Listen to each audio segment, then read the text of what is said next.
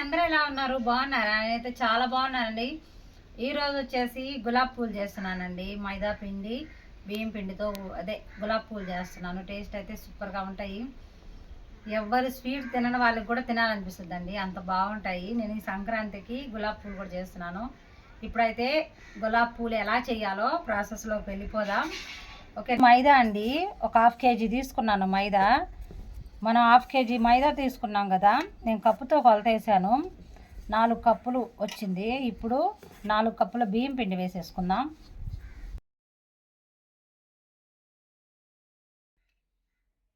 బాగా కలిపేసుకొని చక్కెర వేసుకోవాలండి.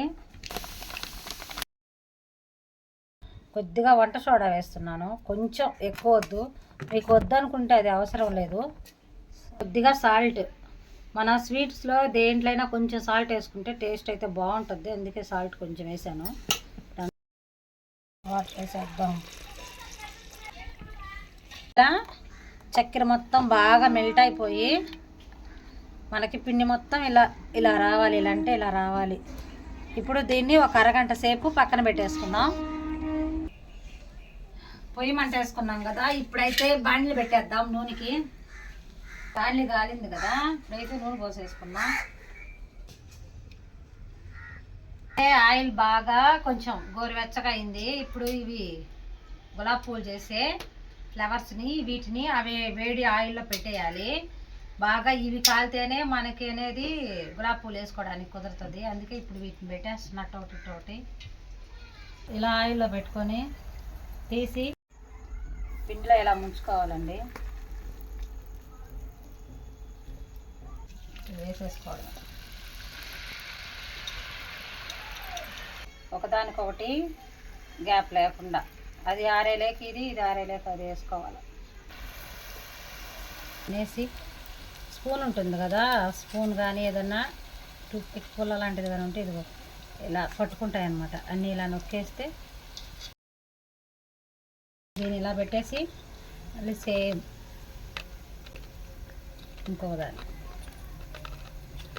ఇంతేనండి. అన్నీ ఇలానే మనం చూసినట్టు ఇలా వీటిని తిరగేసుకోవాలి.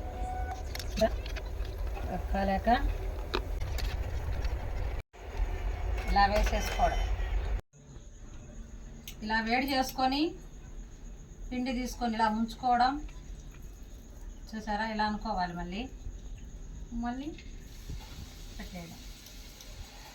సేమ్ అలా ముంచడం, ఇలా అనడం, దాంట్లో పెట్టడం. చూసారా, ఫ్లవర్స్ అయితే చేసేసినాను. అదే రోజా పువ్వులు చేశాను, గులాబీ పువ్వులు. టేస్ట్ అయితే సూపర్గా ఉంటాయి. ఖచ్చితంగా ఈ సంక్రాంతికి మీరు కూడా చేయండి, ఓకేనా? ఇప్పుడైతే ఈ గులాబీ పువ్వు ఎలా ఉందో చూసి చెప్తాను. చూడండి చూడండి సౌండ్ ఎలా వస్తుందో.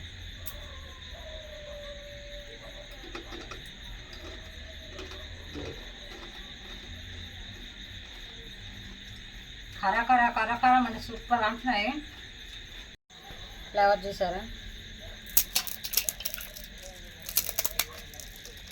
ఎలా వచ్చేసాయి?